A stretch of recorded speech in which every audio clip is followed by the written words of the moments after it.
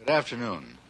No matter what your point of view may be, there is significant in the growth in Chicago and across the United States, if not around the world, of a movement known as the Black Muslims, a movement which is popularly believed to preach a doctrine of hatred for the white race and the ultimate supremacy of the Negro race. The headquarters of the Muslim movement is here in Chicago in the 5300 block of South Greenwood, and its leader now is known as Elijah Muhammad. He's in residence here. The most active person in the spreading of the Black Muslim movement is Elijah Muhammad's second-in-command, who calls himself Malcolm X. And Malcolm X is our guest today on City Desk. Across the desk, our panelists this week are NBC newsmen Charles McCuen, Floyd Kalber, and Len O'Connor.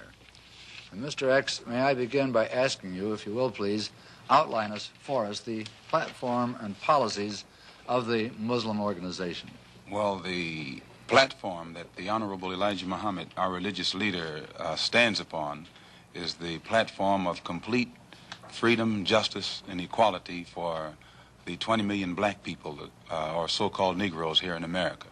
And he teaches us that because of the seriousness of the condition that our people now find themselves in, that it's absolutely impossible to solve our problems with means other than religion. And he teaches us that the religion of Islam is the only religion that will instill within our people the incentive to stand on our own feet. And instead of trying to force ourselves upon whites or force ourselves into the white society or blame the white man for our predicament and constantly beg him for what he has, he says that the only way that we can solve our problem is to unite together among ourselves, among our own kind, clean ourselves up, rid ourselves of the evils that we've become addicted to here in this society, and try and solve our problem ourselves. Then I referred to the popular belief that the Muslims preach a hatred for the white race. You do not subscribe to this, then? No, I've never heard the Honorable Elijah Muhammad teach or preach hatred for anyone. He preaches hatred against evil, against drunkenness, against dope addiction, against poverty, and against having to beg for the things that a man is supposed to have. But I've never heard him teach us or any of his followers hatred toward any human being. Do you think that some of his followers possibly then have misinterpreted the word that they've heard and follow a practice of hatred for the white race? I don't think that any Muslim practices hatred toward anyone. We have businesses around the country that are patronized by whites, and we have many businesses here in Chicago, and our customers are white as well as our own kind. And a white person can go into any of these places of business, and he'll have to admit that he is treated with more respect, and he finds more dignity there than he will find among the so-called Negroes who profess to be teaching love for everyone.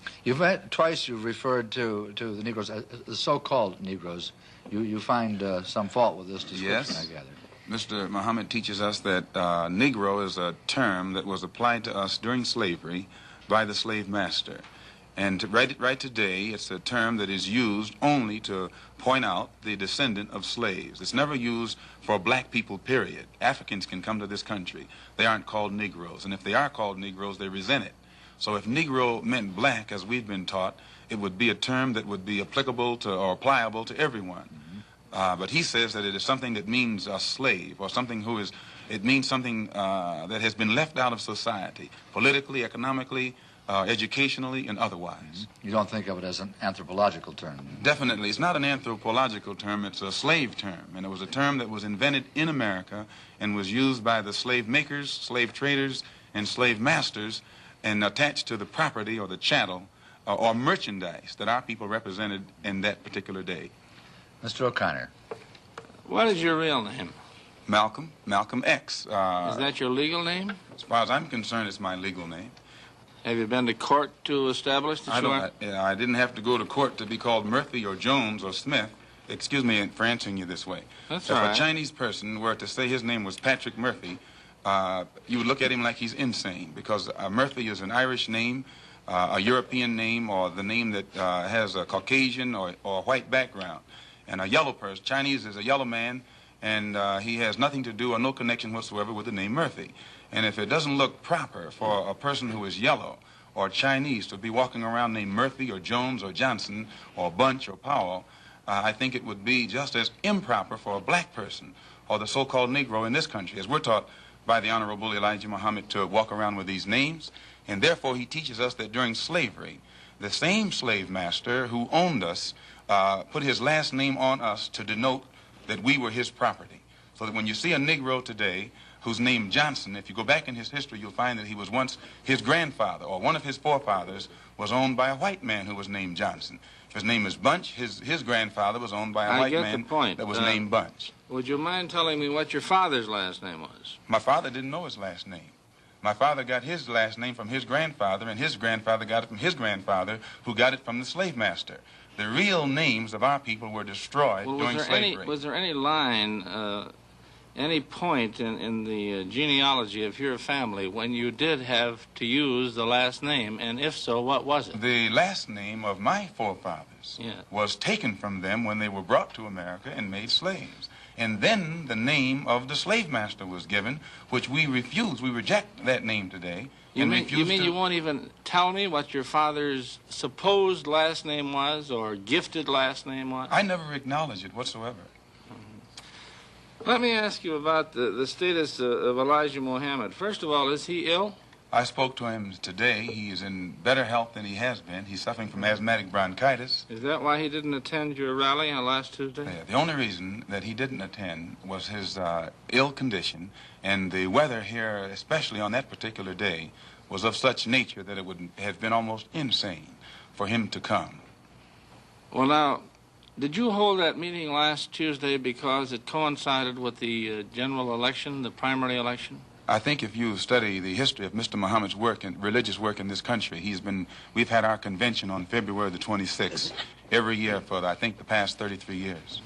Well, now, while you don't care to discuss your former name or the name that the slave master gave to your antecedents, it is a matter of record that Muhammad's last name was Poole, Elijah Poole. No, that's the name that his slave master gave to his grandfather or great-grandfather, but that's not his name. Well, his mother and father thought when they called him Elijah Poole that was his name. They didn't know any better. Well, if they didn't know any better or not, they thought that was his name. Yes, sir, but sir... So what I'm trying to find out is when did he cease to be Elijah Poole and get to be Elijah Muhammad? In 1931, I think it was, in Detroit, he was taught the true history of our people and made aware at that time that he was wearing an English name, and by not being an Englishman, he looked out of place. And his teacher gave him the name that he's wearing today, Muhammad, Elijah Muhammad. All right, now when did he become what he purports to be in your literature, the son of Allah? I've never heard the Honorable Elijah Muhammad referred to as the son of Allah. The prophet of Allah. Okay. I've never heard him referred to as the prophet of Allah. What do you refer to him Messenger of Allah. All right, the messenger of Allah, and I appreciate the correction. Yes, he says that a prophet is somebody who predicts the future, and he's not predicting the future, whereas a messenger is someone who carries a message that has been given to him by one who authors that message. Well, now, who gave him the message, and to whom is it supposed to be delivered? Master W.F. Muhammad, the one who taught him, is the author of the message. He gave it to the Honorable Elijah Muhammad, which makes him the messenger.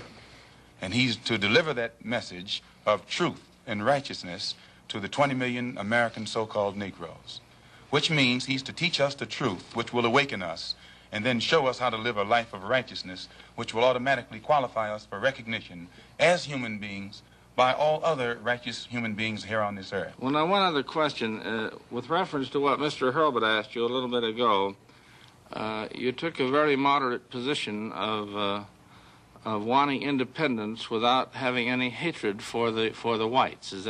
Do I understand that correctly? Hatred is not involved in it whatsoever. Well, I recall in a recent plane crash, 2 or 3 years ago, or less than that, a charter flight on Air France in which a group of people from Atlanta, Georgia, were, as they say in the business, as they took off from Orly Field. And you were quoted at that time as expressing great gratification that this tragedy had occurred. Do you recall that? I recall it. What did you say? Do you remember? The press interpreted it and misrepresented it. What did you say? They said that it was made at a Muslim meeting. It wasn't. It was made at a rally of Negroes, Baptist, Methodist, Catholic, and otherwise in Los Angeles, who were rallying to protest the brutal shooting of 7 unarmed Negroes and what did you by say? heavily armed white policemen in the city of Los Angeles. And because we are a people who have been taught by the Honorable Elijah Muhammad to never carry weapons of any kind, but to get on God's side and rely on God to fight our battles for us, at the time that these brothers were shot down so brutally, I pointed out at the funeral of the brother who died that God would step in and take a hand in giving us some form of justice for the brutal killing of our brother. And when the plane crashed in France, I pointed out to the crowd at this rally that this was an act of God showing his wrath or complete resentment over the brutal form of injustice that had been inflicted upon our poor unarmed brothers. Were you saying that, or do you believe that? At that time, Dr. Billy Graham was in a crusade in Chicago, and the press, your papers here in this city, quoted Billy Graham of also saying that that plane crash was an act of God. And if you take time to check the newspapers, I think that you'll find that this is correct. But no one thought that Billy Graham was so wrong when he attributed the crash of this plane to his God. But when we say that it come from our God, then we're looked upon as being, outrageous. I know, but you took the position that this was a matter of satisfaction to you for an injustice done against you, and I think that that's a trifle severe. We did not think that it was a coincidence that 120 of the whites on this plane came from the state of Georgia, a state that has the worst record in the history of America for the mistreatment of black people in this country. Worse than Mississippi? They maybe are a little less, Mississippi is a little less hypocritical today than Georgia, but both of them are still practicing the same thing. Now the whites in Georgia bite Negroes with a smile, whereas they used to bite them with a growl. But they're still being bitten, and we don't think that it is any worse to be bitten with a smile than it is to be bitten with a growl. Mr. Kalber. While we're on the subject of Mississippi, what is your organization's position of what happened in Mississippi in the past 6 months? Such as what? Such as the James Meredith incident and the enrollment of him in the university. Well, the Honorable Elijah Muhammad wants justice for every one of the 20 million so-called Negroes. And to just take one Negro and stick him in college with the aid of 15,000 troops and at a cost of $6,000 is a disgrace. It's a waste of taxpayers' money. It's a farce. It's hypocrisy. Because if it's right for one Negro to be forced into that university, then every Negro in the state of Mississippi who is qualified has the same right to go to that university. And if the government is not ready and willing to enforce the right of every Negro in the state of Mississippi, then, in my opinion, sir, it's only hypocrisy to pretend that they are for justice by pushing one Negro in and blowing it up all over the world to make it look like they're solving the problem when millions of black people in that state are still going to segregated schools and getting an inferior education. Does your organization encourage members to attempt to enter schools that have been known as all white in the past? The Honorable Elijah Muhammad doesn't discourage us from attending white schools, but he does say that it is better for us to go to our own schools, and after we have a thorough knowledge of ourselves, of our own kind, and racial dignity has been instilled within us, then we can go to anyone's school and we'll still retain our race pride, our racial dignity, and we will be able to avoid the subservient inferiority complex that most Negroes have that is instilled within most Negroes who receive this sort of integrated education. Well, you have a private school operating here in Chicago, at least, and possibly elsewhere, and it's been a subject of controversy lately. What is the acceptance of people who come out of your private schools into schools of higher learning? Yes, we have many students who have graduated from the University of Islam on 54th and Greenwood that are now attending other schools. In fact, just as an example, one of Mr. Muhammad's sons never attended any school in his life but the University of Islam. He later attended DePaul University. He also attended the University of Chicago, and at present he's attending Al-Azhar University in Cairo, one of the oldest Muslim schools in the world. And his daughter-in-law also, who went to school here, is attending the University of Cairo. And then we have other students who have graduated that are attending other colleges and universities in this country. And in our school, we never have any delinquency problems. We never have any dropouts. We never have any disrespect for authority or disrespect for parents. We don't have any kind of juvenile delinquency. All of the things that the regular school system is complaining about, the critics and the most severe critics of Mr. Muhammad has to admit that we aren't plagued with those same problems in our own school. I have listened to your leader, at least on one occasion in convention here. It was 2 years ago, and at that time he advocated the separate state proposition of giving the what you call the so-called American Negro a separate state in which to live, to make their own way. Would you explain that philosophy, please? And have you had any support for it from anybody in official ranks? Your first question first. To my understanding, what Mr. Muhammad has said is that he wants freedom, justice, and equality for the black people here in America, which you agree they don't have. If they did, you wouldn't have a race problem.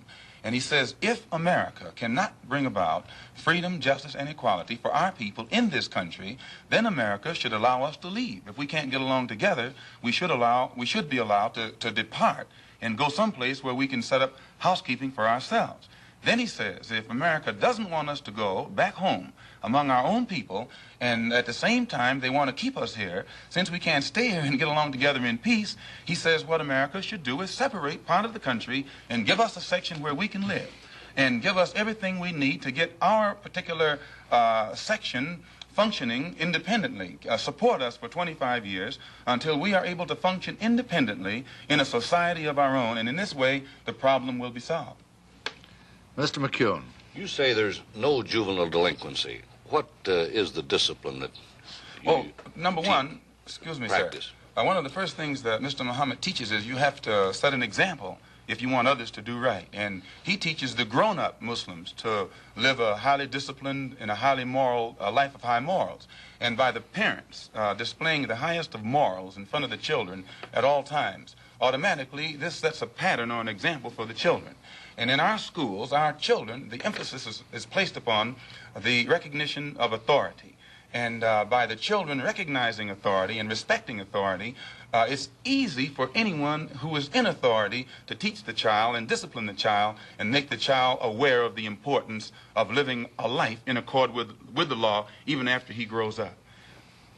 How did you happen to join the Muslim movement? I was in prison. I was a very wayward, criminal, backward, illiterate, uneducated, and whatever other negative characteristics you can think of type of person until I heard the teachings of the Honorable Elijah Muhammad.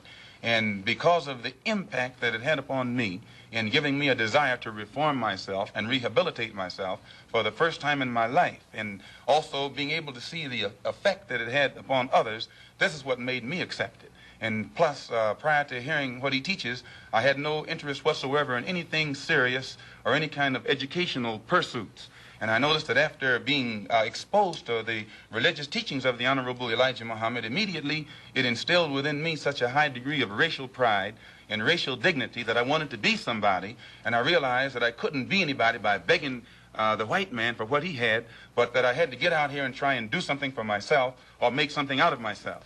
What has been the growth of the Muslim movement? There are conflicting reports as to how many Muslims there are in the United States. Can you tell us? Well, most critics say that the dissatisfied follow Muhammad, that the unemployed and the oppressed follow Muhammad. And I think you'll agree, the sociologists, the economists, and other experts say that the masses of black people are dissatisfied, unemployed, oppressed, and fed up, so that he actually gets his support at the mass level. But now you have other Negroes at the class level who pretend not to go for him, because usually their job has been given to them by the white man. They have positions to which they have been appointed, and they think that the only way that they can protect their job is by pretending in front of the white man that they don't go for Mr. Muhammad either. But you find that he gets how many Muslims do you say there are in numbers? I couldn't say. I've never heard him say, and he's the only one who would know. 500,000? I couldn't say. I think that anyone who does say is not in a position to know, and anyone who knows wouldn't say. What do you think that the Urban League and the NAACP have accomplished for your people? What's your attitude toward in their them? own way, they have been doing their best to bring about freedom, justice, and equality and human dignity for the black people in this country. But today you have such an intense degree of dissatisfaction and impatience existing among our people at the mass level that it is almost impossible to come to them with a program that's going to take another 100 years to solve their problem, and they still be satisfied to wait. So that they have, the Urban League and the NAACP has done a good job within their understanding. But today it takes more immediate solutions. And the solution that the Honorable Elijah Muhammad has is immediate. It's more practical. You think they're not moving fast enough? Well, they're moving as fast as they can. But that's not fast enough for the masses of black people.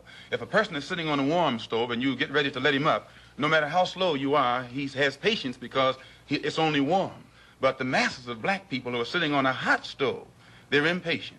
And no matter how fast you say progress is being made toward letting them up, that progress is not fast enough for them. Well, the NAACP and the Urban League have both been critical of the Muslims. The NAACP and Urban League have been maneuvered into criticizing us against their own will. Usually, the divide and conquer tactics have always been used by the oppressor to keep the oppressed oppressed. And the NAACP has been used against the Muslims. Efforts have been made to use us against them, but the Honorable Elijah Muhammad says he'll work with the NAACP, the Urban League, and any other Negro organization that wants to uplift the black man as long as it doesn't conflict with our religious principles. Well, I remember once when Elijah was quoted as having said that the Urban League and the NAACP sold out to the white man. Has he ever made that statement to you? To my knowledge, I don't think that he has said that they sold out to the white man. I've heard him say that. Is that his feeling? The NAACP has been in existence for 54 years. And they elect a new national president every year, and they have never elected a black man to sit in that capacity. Arthur Spingarn has been president of the NAACP for 24 years. And so in this sense, it means that either they're practicing the same discrimination that they accuse the white man of practicing, they're practicing it themselves, or else they're not qualifying other Negroes in that organization for positions of leadership. This is our only criticism. You personally feel that they have sold out to the white man? You personally feel that those organizations have sold out to the white man? I don't think that they would knowingly allow themselves to be used or misused against their own people. So if they are failing to do the job that our people expect of them, probably it's just through lack of understanding. But today their understanding is increasing, and you'll find that they're developing a better ability to work with all different factions for the betterment of our people. Malcolm, how do you yourself feel about the white man? I believe that the white man has done a great injustice to the black man in this country by having kidnapped our people and brought us here and down to the level that we're on today. And today, instead of approaching the factors that their original mistake has created, instead of approaching these factors objectively and realistically, the greatest sin that they're doing now is trying to pretend that they never committed a crime, that they never did any wrong. And when the Honorable Elijah Muhammad points out the injustices that our people are suffering, they make that sin worse by accusing him of teaching hate, or by accusing him of black supremacy, or by accusing him of advocating violence, simply because he is pointing out the real factors in the problem. We have a little time left. You don't have to hurry so much, Malcolm.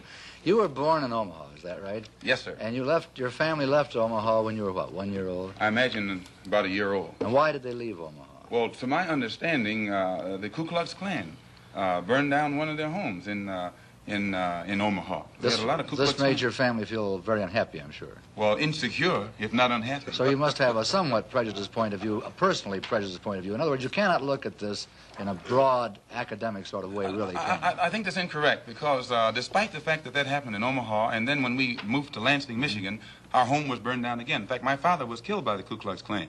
And despite all of that, no one was more thoroughly integrated with whites than I.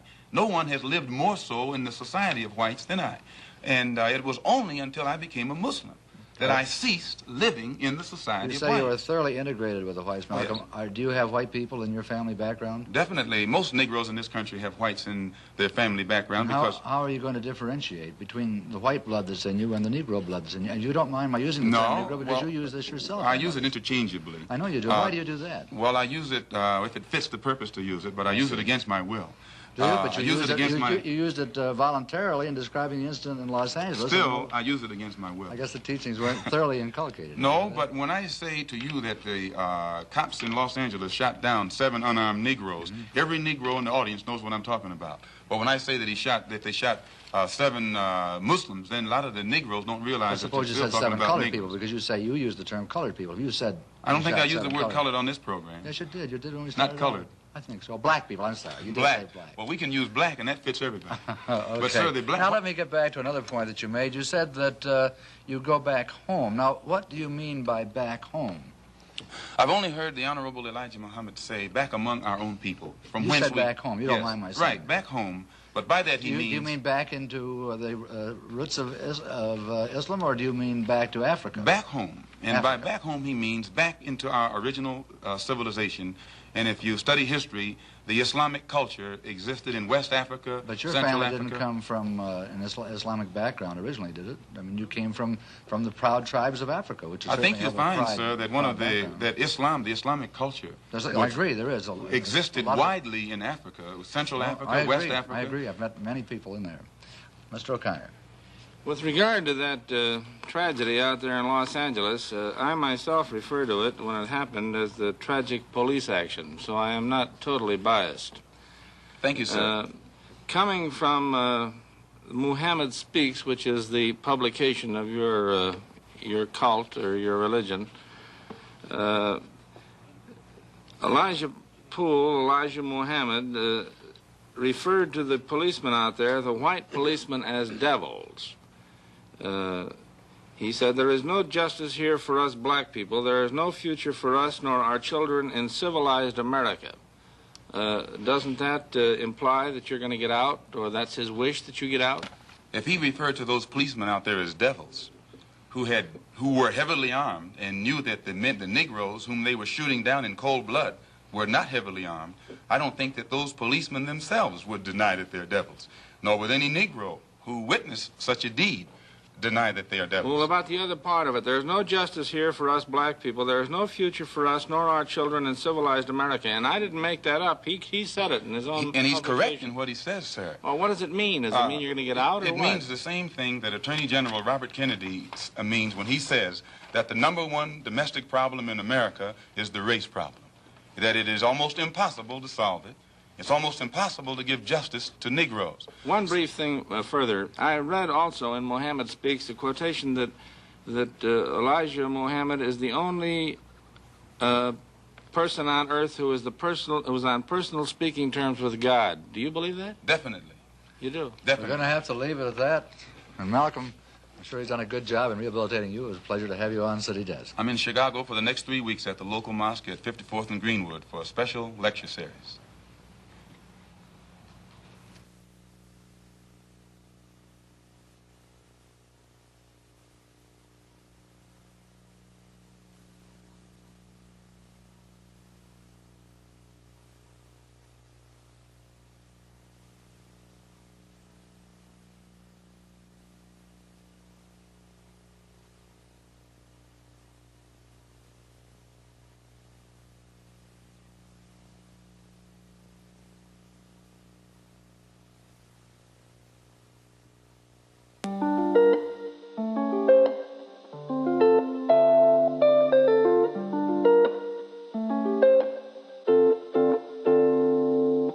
Taylor.